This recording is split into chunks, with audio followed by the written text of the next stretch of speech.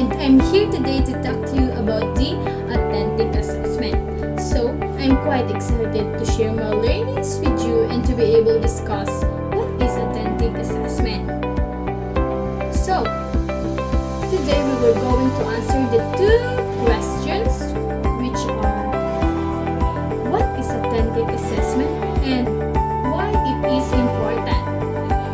So, are you ready to listen?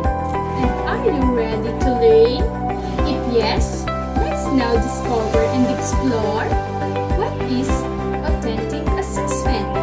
But before we define what is authentic assessment, let us just define first what is authentic and what is assessment.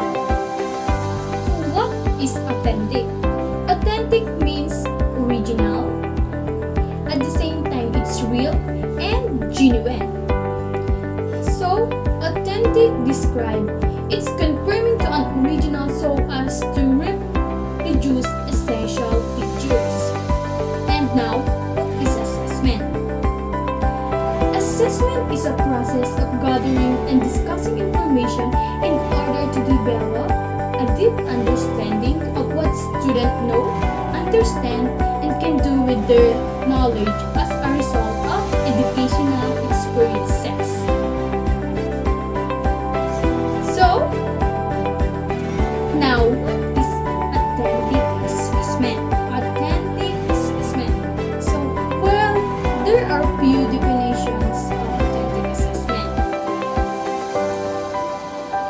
According to John Mueller, it is a form of assessment in which students through demonstrates meaningful application of essential knowledge and skills.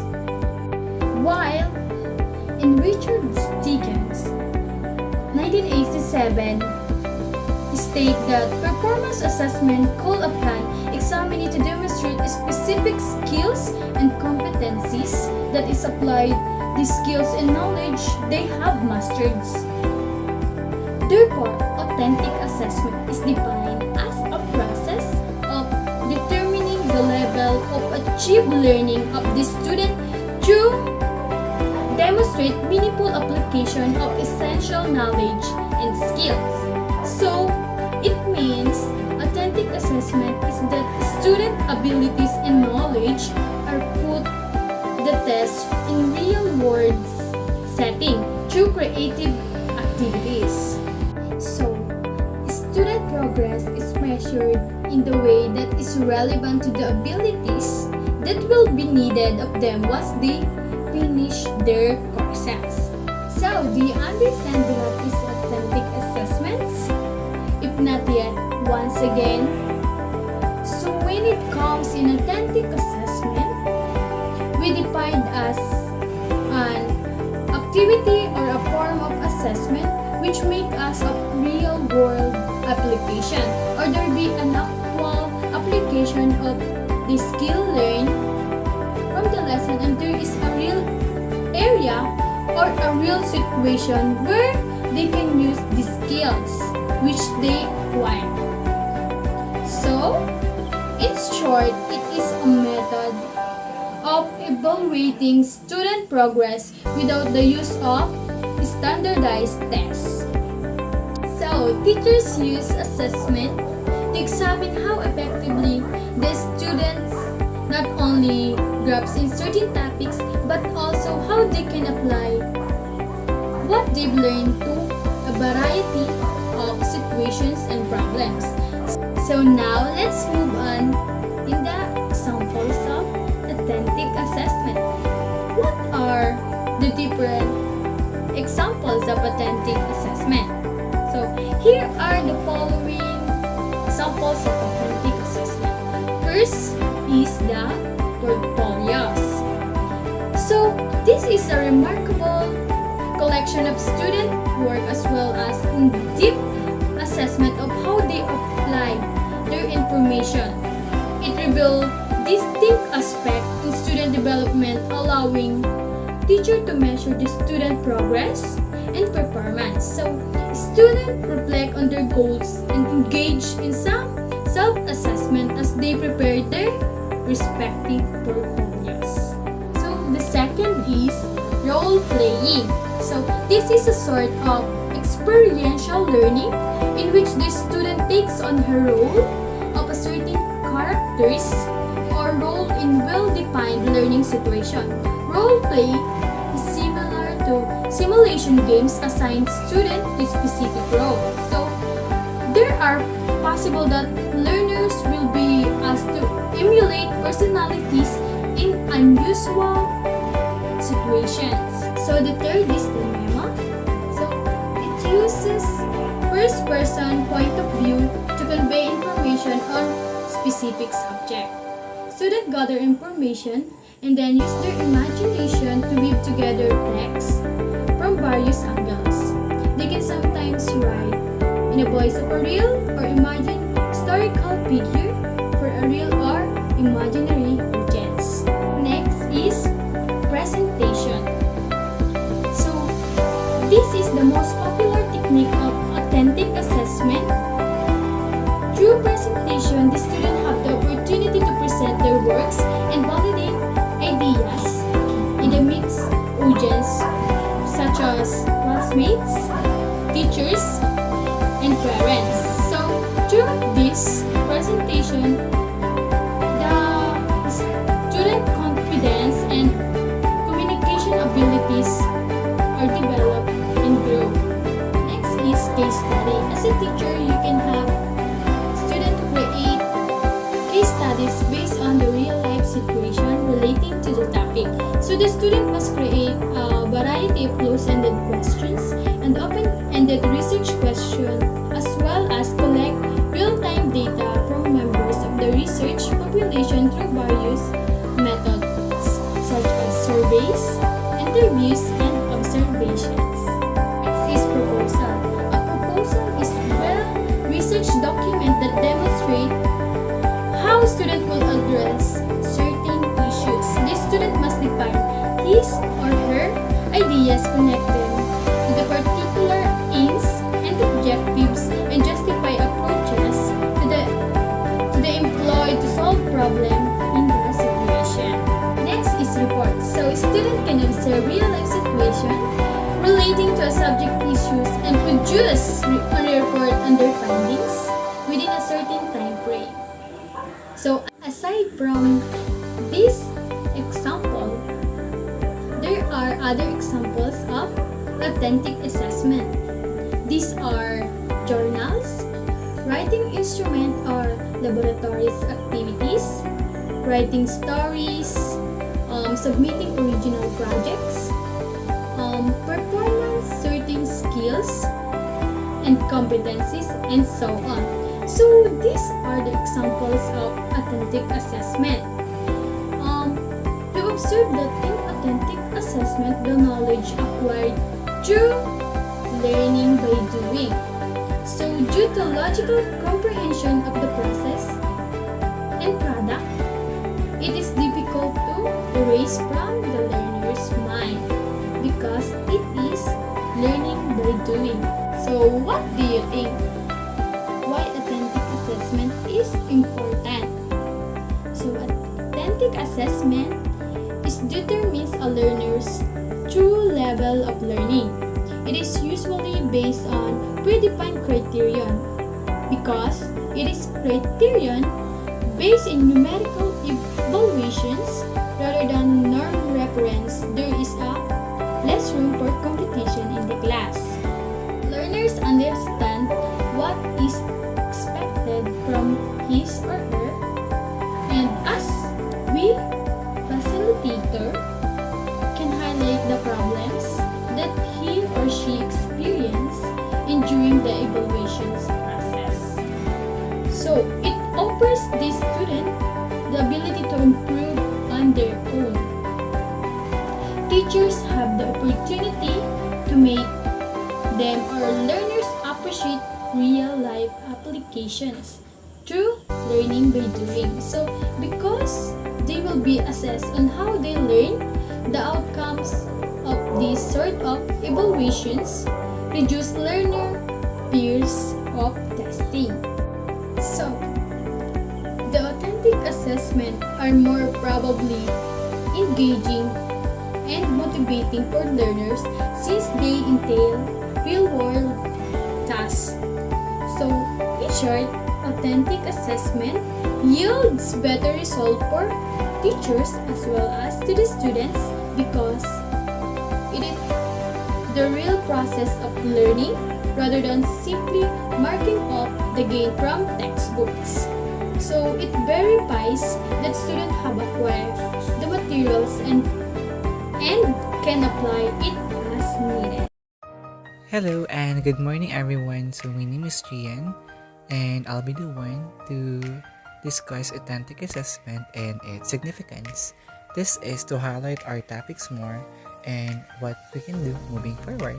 So relax, sit back, and listen. So to formally start our discussions for today, let's first identify or define what is authentic and also the other meaning of assessment. Based on the reference provided, authentic is conforming to an original so as to reproduce essential features, including worthy of acceptance or belief. So meaning to say, on authentic, it focuses more on reliability, and this is accurate. While on assessment, this is a process of gathering and discussing information in order to develop a deep understanding of what students know, understand, and can do with their knowledge as a result of their educational experiences. So meaning to say, this is more pertaining to the outcome on the situation in which students give more of themselves to highlight what they have gotten throughout the entire journey. Alright, so next. Alright, and to make it clear more, we have to know or to identify authentic assessment completely. So to begin with, what is authentic assessment? Original, genuine, and reliable.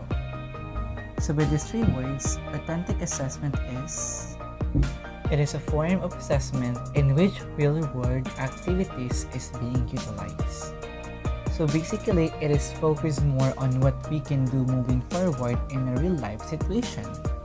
And that is exactly what we need to highlight in terms of authentic assessment.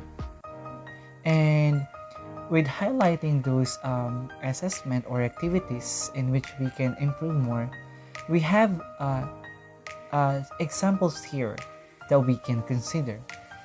And the first one is what we call simulated. Example of simulated is teaching demo that is also held in class, including students act like teachers. And with that, teachers can also act students. So basically, there is a simultaneous process in the end. Next, we have alternative. When we say alternative, it is an alteration we use for traditional way of teaching.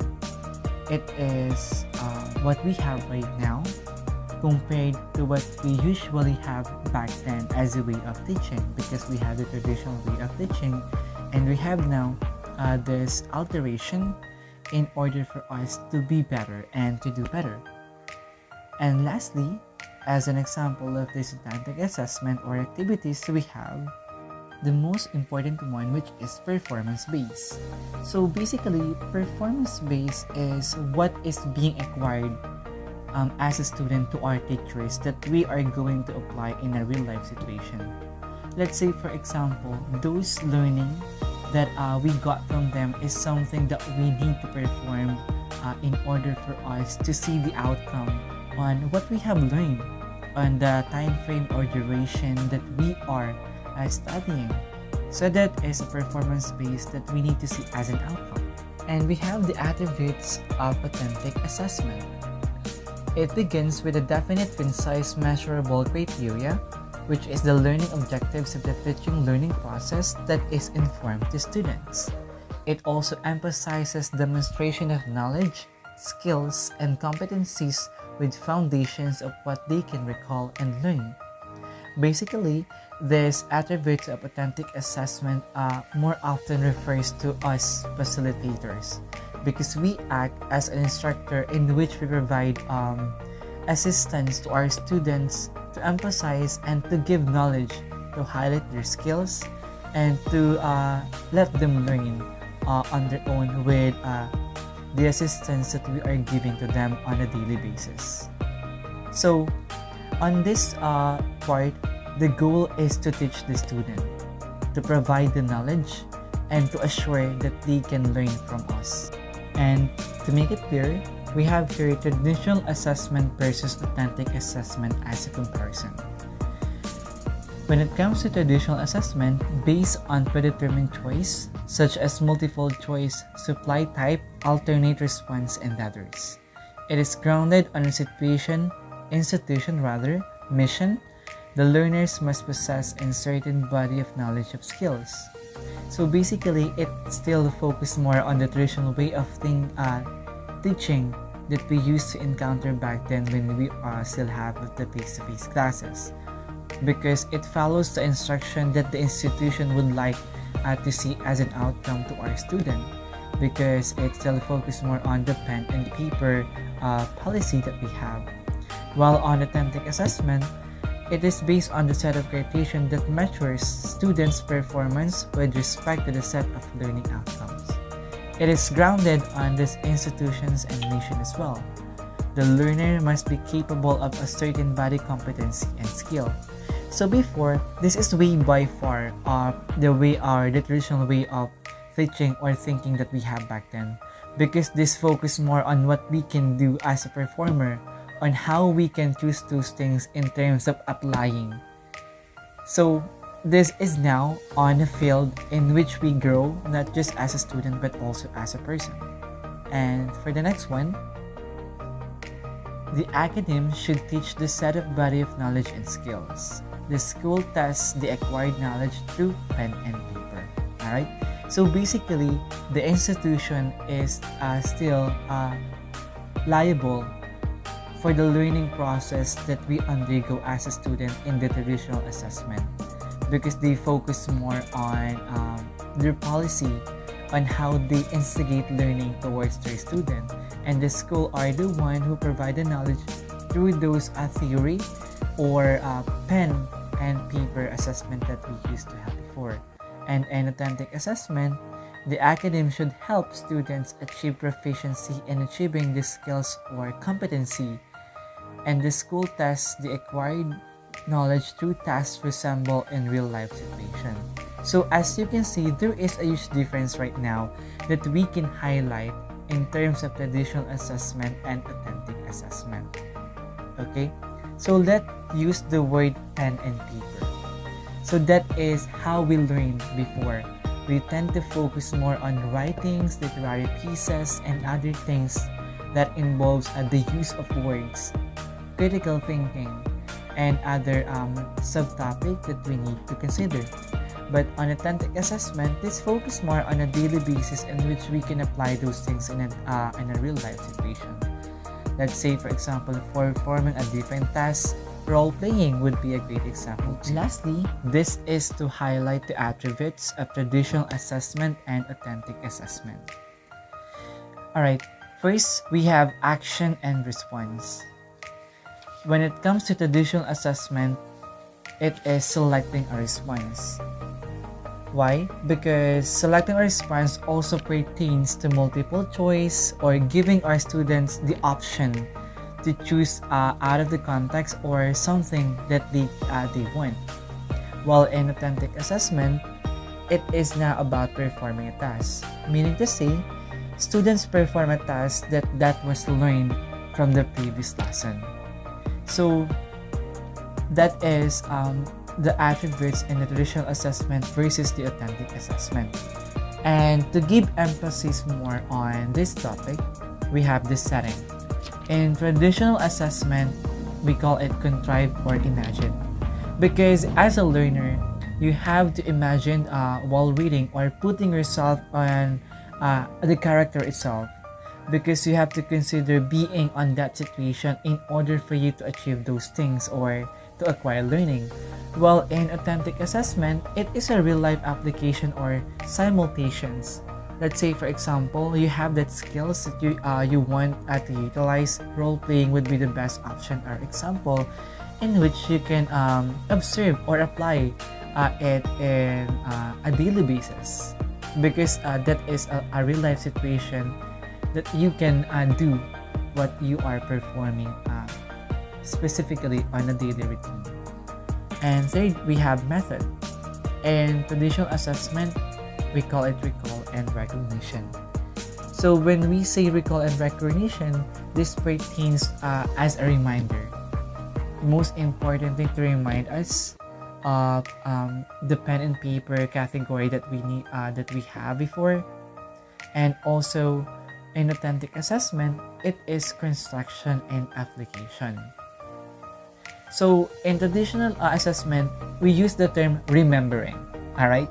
So in authentic assessment, in method, this is to construct and to apply. So from remembering to construct or applying, this in which we choose to apply those skills that we acquired in learning moving forward. So that's for the method.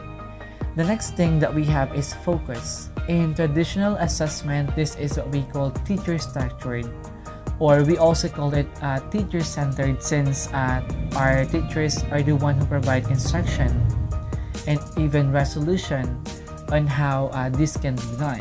While in authentic assessment, this is a student-structured, or should I say student-centered rather, because students apply the skills. So this is up to us now on how we would like to proceed moving forward. And then lastly, we have outcomes. In traditional assessment, this is indirect evidences. Well, those indirect evidences pertains more to paper works and theory, literary pieces as part of a daily basis of traditional learning, assessment in a pen and paper. While on authentic assessment, we have direct evidence. So it doesn't only pertain to primary sources, but also in a real life situation.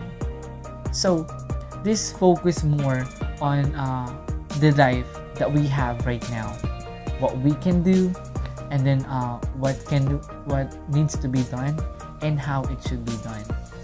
So this is the attributes of traditional assessment and also authentic assessment. So alright, so that's it for authentic assessment and its significance. I hope you would be able to identify the difference between authentic assessment and traditional assessment as well. And right now, for the next continuation of the topic, it will be discussed by Ms. Hernaga. Take it off.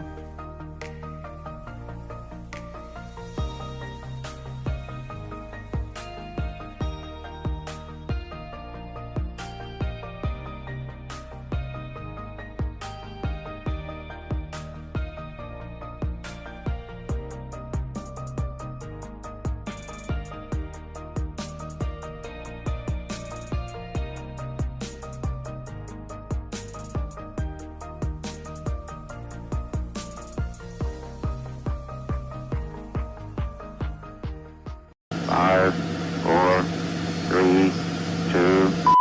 Hello guys, I am Giselle Hernaga, 21 years old from Bachelor of Culture and Arts Education, and I am your house guest teacher for today. And my task is to give you knowledge about PACES, principle, and better look of traditional and authentic assessment. The PACES of authentic assessment. The end goal of assessment is to progress a student's learning. We say that there is only learning when there is a change in behavior or demonstrable difference in skills and in knowledge. Manifestation of learning through a period of time such as portfolios, journals, or presentations, essays, and others are addressed by authentic assessment. Outcomes assessment goes through 5 phases to determine and close the cycle of learning. In the first stage, we determine what are the most essential learning outcomes that the learners need to learn and achieve. After the whole process, this is what we are looking for. Second, we determine the criteria and standard of outcomes performance, including the level of acceptability of the evidences of learning. We then implement the supporting activities that will facilitate our guide our learners to achieve the desired learning outcome. It would be an advantage for you if you know the limitations and strength of the learners. This would give way to focus and highlight which among the criterion needs to be honed and developed. In the teaching learning process, you as a teacher act as a guide more than just a source. After we now then determine which among the desired learning outcomes are achieved and at what level of mastery. Implementation of the assessment is being done through measurement and evaluation tools. Lastly, the assessment results provide you with information whether the learners achieve the desired learning outcome and which needs improvement through validation and analysis. You can also determine whether your teaching strategy and technique is effective.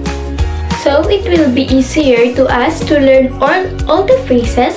Let us have examples activities in each phases. For phase 1, you have to identify the learner and you have to identify that you want your student to acquire a competency to recite a poem. That's the competency that you have to set.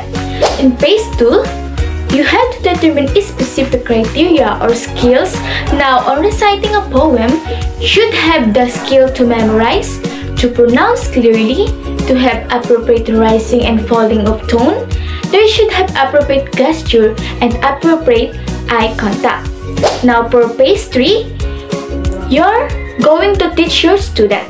In teaching, you have to implement supporting experiences, instructional activities related to the criteria that you have set. You may show videos about how poems are recited. You should know how to pronounce of unfamiliar words and discuss how proper rising and falling of tones are applied. You should bring out this during your discussion. Now, for phase 4, you have to implement the strategies. This means that you have to determine and implement specific activities which will assess the learner's competency. To recite a poem, since the competency here can also be an activity, then you will just have to determine the right poem per student have to recite in front that suits their level of competency. In phase 5, you have to evaluate the result to determine the attainment of outcome and continuous improvement. This means that you are going to construct your rubric using that rubric and then assesses your students. Preferably, it would be better if your kind of rubric that we'll use is analytic because this will determine the skills students need to improve.